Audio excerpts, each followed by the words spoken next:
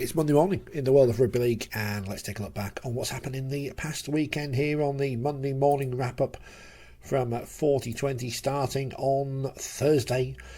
In the Super League, big win for Hull FC, trailing at half-time, but they came back to beat the Castlewood Tigers by 31 points to 18, and after the weekend's result sees them third in the table. After the match, our man Mark Wilson caught up with the coach of Hull FC, Lee Radford. Lee, what a second half performance that was. Yeah, huge. When you look at the ammunition we haven't got quite available to us at the minute as well. It was some turnaround, and the pleasing aspect of it as a coach was the areas we needed to get better in and correcting that first half. They did. It was a surreal changing room, because the changing rooms are really small here. So when you've got that 15-minute period at half-time, usually you like to go and chill out and think about what you're going to say and then go and deliver to the team. There's not much opportunity to do that here, so you get your talk out the way early and then you find yourself sat around for 10 minutes, which can be difficult, but it works. So we might small out changing rooms out the case here a little bit. People talk about X Factor in Super League. There's not enough players with X Factor. It seems at the minute you've got a back line full of X Factor. Yeah, I think if you look at some of the scores that we've put on teams, I don't mean the score line, I mean the actual scores itself. We've got a bit of gas. And I think Ratu's added an awful lot to that. Putting Albion in surely, and Jake's finding a bit as well. He's found some wheels from somewhere, so we've put some points on the board from long distance over the last couple of weeks, which is pleasing, because if you describe Hull FC's back line, it tends to be the more physical side of the game. But there's a bit of finesse there as well. Looking at Connor, everyone was wondering where you were going to play him when everyone was fit. Do you see him maybe as a centre more often than not now? No, I genuinely think we can make him into a really, really top half. I think that is work in motion. I think he wants it yesterday, as all players do. But I think to get that spot and to command a team and get you, the temperament thing is something we're going to continue to work with him. But I think he genuinely can be that. And look, if he's willing to wait and bide his time and get a dip his toes in, I'm really, really confident he can be one of the right up there with one of the best ones in the competition. And I enjoy coaching him. I've got a good relationship with the bloke. He's different. There's no doubt about that. But I like different. And on the other side of it, Kieran Buchanan, the youngster, comes in. He didn't look out of place, to be fair. No, he's done a real stiff job for us in all the 3 games that he's come in and played. He's not the sharpest, he's not the quickest winger centre in the competition, but he's pretty quick between the ears. So his reads, he makes a lot of tardy plays, and I'm really pleased for him, because he came in to one pre-season ago from the academy, working nights, coming in rubbing his eyes every morning and yawning in the video session, and I'm blowing me top that this kid looks knackered, and he's actually leaving training and then going to our conditioners private gym and doing a little bit extra there, and then going to work on the back end of that. So he, because of that, it got him his foot in the door, and I'm really pleased that work ethic, the reward is there now as well. Semi-final of the Cup, third in the Super League. It's all shaping up quite nicely, isn't it? It will be shaping up a lot nicer if we can just get some troops back, if we can just start to sprinkle some blokes back into the squad, which I'm hoping we can. I said if we get our 17 on the park, we'll be in there, we're there or thereabouts, and we haven't done that, but we're still in there or thereabouts, so I'm really hoping that turns. Just last one. Could have been an interesting night, a couple of decisions went upstairs. It must have been a frustrating. I presume you're really glad you're not talking about that tonight. Yeah, definitely. Look, I'm right up there in the corner. My neck's not that long. It's difficult to see on the screen, but I've got my black and white spectacles on, so every try given that we got was a try, and everyone disallowed should have been a try, and I don't think theirs was either. Plenty of drama on Friday night, not necessarily though at the Totally Wicked Stadium. Regulation win for St Helens, 38 points to 2 against Huddersfield. Here's a happy Justin Holbrook. Very good tonight from everybody. I thought all 17 played really well, and it was great to watch. Tom will get headlines for his 3 tries, but I thought his carries particularly early on were absolutely fantastic, really good and strong. What you wanted to take starts after. Oh yeah, it was great. Obviously I think we had 7 different players back in the day that didn't play last week, and told me how good a player he is. As you said, the way he starts the sets, and then to also get a hat trick, he's just an awesome player, and it's great to have him in the side. Obviously, Auckland will get some plaudits as well. Really good vision there, isn't it? Yeah, he's a great player, Curdy, and he's loving his rugby league, and it's shown by the way he's playing. He's just such a good influence on our team, and contributing is the right amount. He's not doing too much, but every time he's got an opportunity, he's taking it and creating things for us. As is Johnny and Tio. So those guys in particular are playing tremendous, and obviously all our forward pack really stood up tonight, which was great. That 38-2 game over, you got 3 sets on your line. You defended like it was still 6-2. Real venom in that defence there, wasn't it? Yeah, it was great. It was great to watch. The boys really did a good job in that area, and obviously late in the game fizzled out a bit, but as you said, we still defended really well, and that was pleasing. You seem to be first to every loose ball as well and things like that. Was it the little effort things that pleased you as much as ever? Yeah, definitely. Yeah, I just thought we were really good in that area, and it was important for us, and we did a great job for the full 80 minutes in that area. Were you surprised about the lack of resistance what Huddersfield shown tonight, Justin? Oh, yeah, well, they've been playing so well. That's what I mean. Yeah, their last 3 or 4 weeks have been as good as every other side in the comp, that's for sure. And I guess the downside for them is you can't, it's hard to do that every week.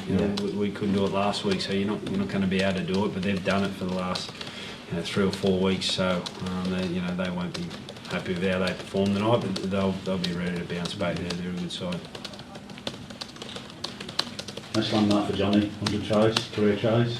Yeah, right. Johnny's, I feel like I'm sitting here just rapping everybody, but the season he's having this year is as good as I've only been in a couple of years now, but he's been fantastic every week this year, and just sort of the way he's controlling, having his hand in controlling games, and the way he's playing is as I said, is the best I've seen. It's great. Big lead for Saints at the top of the table, especially after that defeat at London last week. More, of course, from London to come. Headlines were made at Headingley on Friday as Leeds Rhinos lost to Wigan by 23 points to 14. Let's hear from both coaches after that one in a moment, Richard Agar. But first, here's Adrian Lamb. There was a fair bit of pressure on us this week, I felt. So I think the players understood that, and we knew it was going to go down to the wire, so we prepped for that as well. So nice little touch at the end there with Tony Clubb. No doubt we'll hear that go to about 80 metres over the next couple of weeks, but very proud of the team. I thought first half, obviously field position and an opportunity to play down their end were limited. But I thought apart from the one blip on the right side for the try, I thought we held up defensively very, very well. Having to defend his own half. And we thought if we could turn that on its head in the second half, we'd get opportunity to come back and win the game. And you know what, I thought we did. I thought we earned the right and a lot more field position. But we just couldn't find that killer punch on the end of it. Some of our good ball, we kicked the ball away a little bit impatiently at times and came up with some pretty poor kick finishes. When you're down there, you need to mount a little bit more pressure than that, and we just couldn't find that killer play. We nearly did, And I thought the drop goal before half time, on the grand scheme of things, really came into it. We were 3 points down, not 2. We could have levelled that up a couple of times. I thought the drop goal were disappointing. I felt we should have had a penalty down that end. I think it was Sam Powell stood in the ruck, and maybe we could have had a penalty and been kicking 2 points on half time ourselves. But that's not why. That's certainly not why we lost. I thought in the grand scheme of things it played a part in the game, but we did have enough possession down there to come away with a little bit more. But I will credit the opposition. I thought defensively, they were pretty strong, and it took a couple of decent plays from both teams to prize open them defences. I thought our first half, bar the last era, was probably our best half of rugby this season. So I know that once we nail that, because we're a lot more like the team we want to be tonight, I feel that we started the second half slowly, but to be able to win those tight games at this time of the year, I think it's real credit to the players. And we weren't perfect early in the second half. We put a fair bit of pressure on ourselves, so that's just the last part of improvement. That third quarter, were you concerned that you were, here we go again? Yeah, absolutely.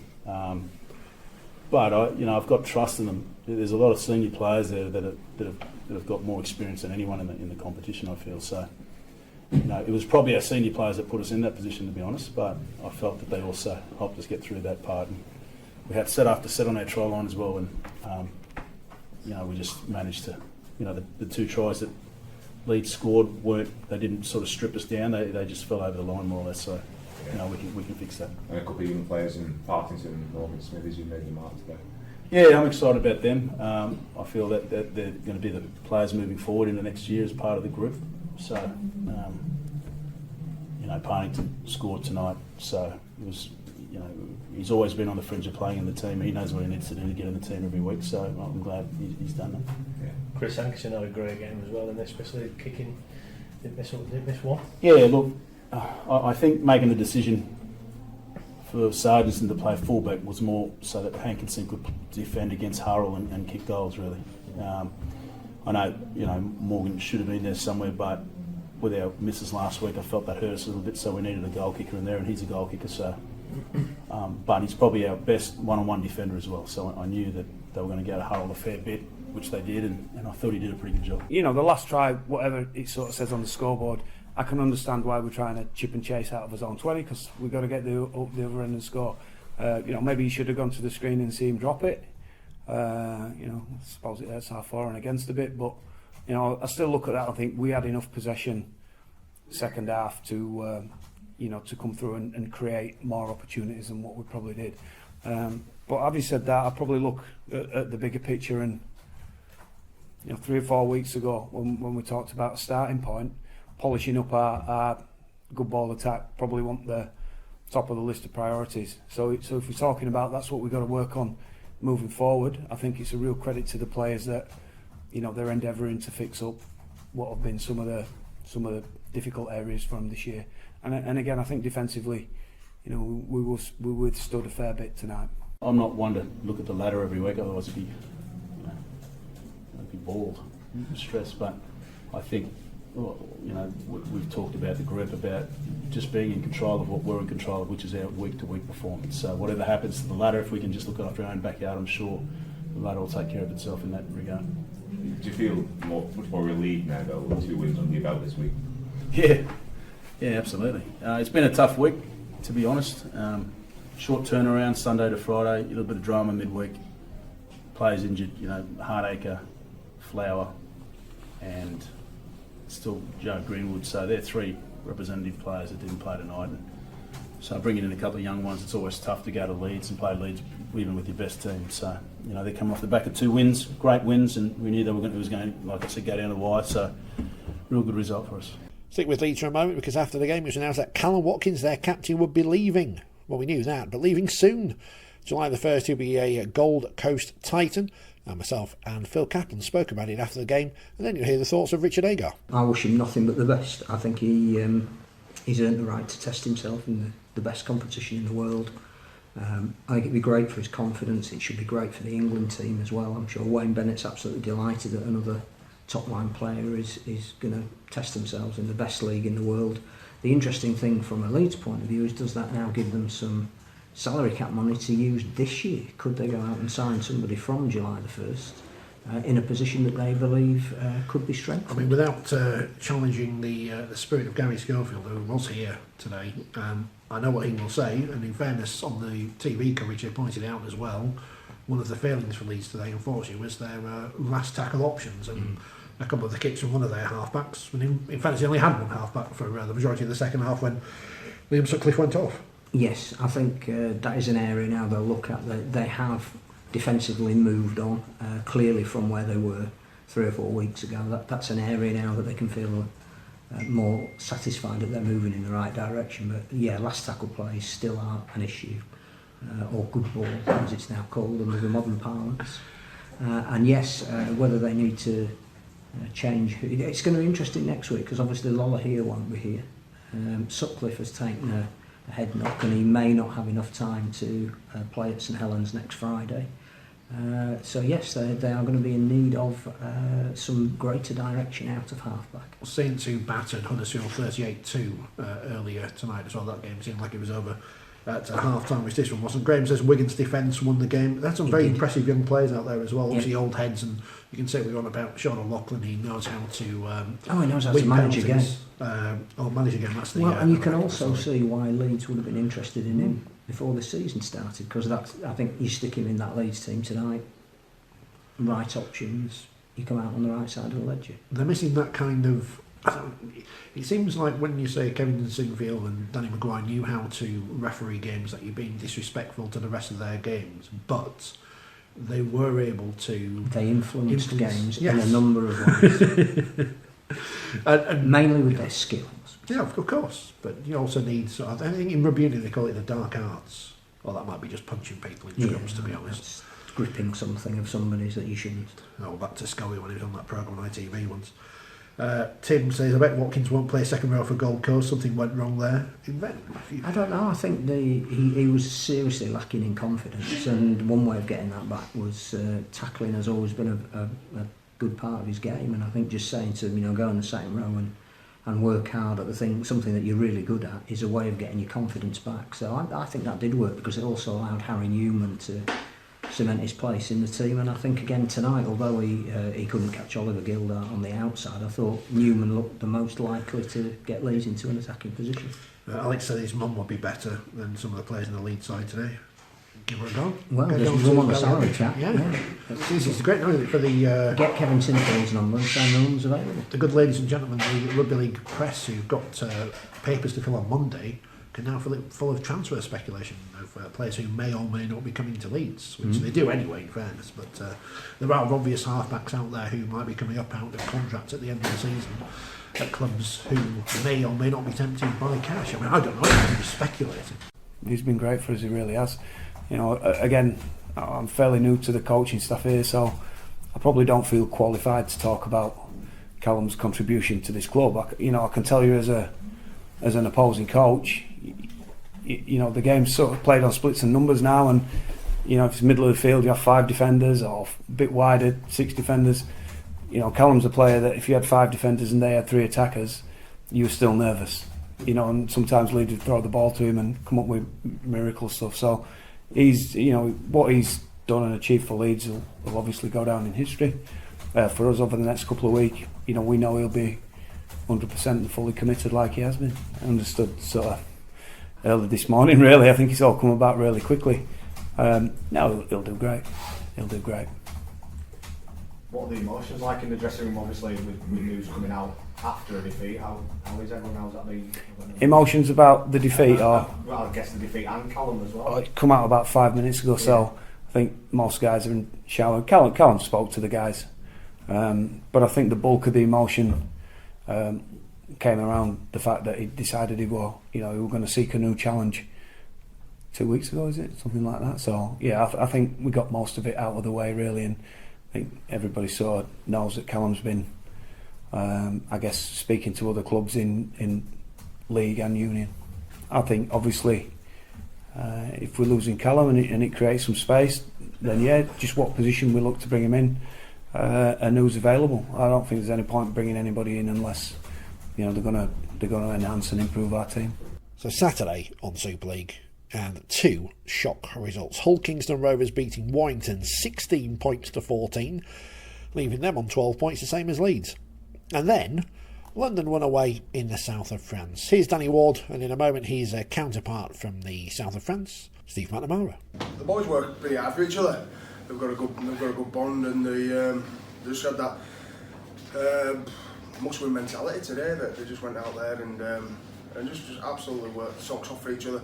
And they've got that. Like I say, we're not a flashy team on paper or whatever. We might not be spending as much as some other teams, but they've got a good attitude, and they're working hard. And yeah, they had to deal with quite a bit of adversity there as well. When Matt G pulled out, literally just came in from warm up and he was no good. So Matt Fleming just got thrown in at the last minute. He did a fantastic job. We had to put Ryan Morgan in the back row, and then obviously Yates had to go to second row when Matt Fleming came off injured, which was bad, and then got a couple of lads out there suffering from about 40-degree sunburn from being in the pool yesterday. Yeah, so proper idiot bits abroad there was, and so yeah, it was a big effort from all the lads.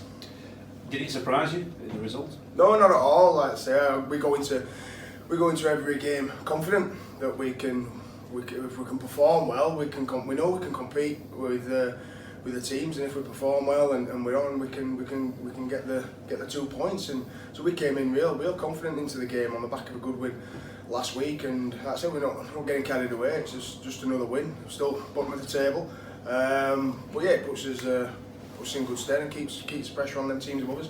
Hull KR won today against Warrington. Another shock result. It seems to be a season of shock results. There's no pattern to the season whatsoever. No, apart from St Helens, everybody's beatable. Yeah, definitely. There's a bit of inconsistency from some teams, and I think it just shows you the strength of the competition. On the day, anyone can come out and compete. Okay, are a very good side and thoroughly deserve the victory today. So it's on the day, anyone can beat each other, and I think that shows the level of competition this year. So I say Saints are out in front, running away with it a little bit at the minute, but as proven in years gone by, you've got to play right to the death, and teams are scrapping now. Teams are scrapping. OKRs, everyone's scrapping for points, whether to make it into that top 5 or get away from that bottom. I think it was in all areas, all aspects of our performance. We just looked like a team that was probably never trained, never played with each other before, which wasn't just one area of the game; it was all areas of the game, and London took full advantage of that and did a good job on us. We actually prepared well during the week. I thought we were good before the game. I thought the first couple of sets we were okay, but once we made our first error with the ball, we just disintegrated. I think we were 50% completion in the first half. And hardly any better in the second half. And it was just unexplainable, really, how we could put that performance in. 3 weeks back, in Barcelona, we looked like a team that was going to be extremely difficult to beat. It was extremely connected. It was in sync with each other. It was physical. It was fit. And then 3 weeks later, we actually looked the opposite today. We looked the actual opposite of that, which isn't the case, but it was the case today. And for us to put that performance in was unacceptable, really, from us. There's no two ways about that. The thing is, as quickly as we've lost that rhythm, we can find it back if we invest in the right areas. Understand our performance wasn't good. It wasn't anywhere near good enough in any aspect of our game today. Sometimes you come from a game and it was okay in that area, not so good in that area. But for us to perform like that it's unexplainable in some regards. But we do need to find the answers to that, and we will find the answers. And I will make sure we push in the right direction and get back on track as soon as possible, starting next week against Hull. It's a position we've put ourselves in. Well, maybe we were believing we were third best team in the competition. We were sitting third. Quite clearly, we haven't been over the last 3 weeks. Nowhere near that. And I think we sit fourth now, so we're not in a disastrous position in the league, but we're just in a little bit of a hole in terms of our performance. And it's all our responsibilities, myself included, to make sure we fight our way out of that. 2 games on Saturday in the Championship. Swinton won away at Toulouse by 20 points to 18. Big result for Swinton and a disappointing one for Toulouse. No surprises though in Canada, where Toronto beat Dewsbury by 70 points to 8. Sunday's results saw Barrow beat Halifax 21-8, Batley 24, Sheffield 54, Featherstone 22, Widnes 4, Lee 52, Bradford 20, and York 60, Rochdale 0. Some big blowout scorelines in the Championship. Toronto 8 points clear at the top, followed by Toulouse on 24. Then you've got Featherstone, Lee and York all on 22, Sheffield on 20, Bradford, who've now lost 4 of their last 5, and on 18 points. Halifax with 3 defeats in a row. They're on 16 points. Batley on 12, Swinton on 10. Swinton's form's picked up, 3 wins in their last 4. Dewsbury on 9, Widnes on 8. Of course, they had that points deduction. Barrow on 7, and Rochdale bottom on 2. On to League One. Exciting game on Friday night as Doncaster edged out Hunslet by 22 points to 20. London Scholars beat West Wales 51-6 on Saturday afternoon. And on Sunday, Newcastle beat Whitehaven 26-20. It was Oldham 28, Keighley 4 and Workington 54, Coventry 16. Whitehaven top 17 points from 11. Then it's London Scholars on 15, Oldham and Hunslet on 14, Newcastle on 13, Workington and Doncaster on 12. So that was a big result for Doncaster. They and Workington have now won 3 in a row. Crusaders and Coventry on 6, West Wales on 0 and Keighley still on -1. Back to Super League, one game on Sunday, and that saw Salford beat Wakefield by 44 points to 20. Very comfortable win for the Red Devils. Both teams went into that one on the back of 3 straight defeats, but Salford are now up to 6th in the table. Here's the table, and how tight is it? St Helens top on 32, Warrington second on 26, right, forget that. Hull third, 22 points. Catalans fourth, 20, they've now lost 2 in a row. Castleford fifth on 18. Salford, Wigan, Wakefield, all on 16 points. Although Wakefield now lost 4 in a row, worst form in the division. Huddersfield on 9th, or Huddersfield are 9th rather, on 14 points. Leeds and Hull Kingston Rovers and London all on 12 points. This week's fixtures, Thursday night, massive game in the capital, London versus Hull KR. On Friday, Huddersfield versus Wigan, massive game.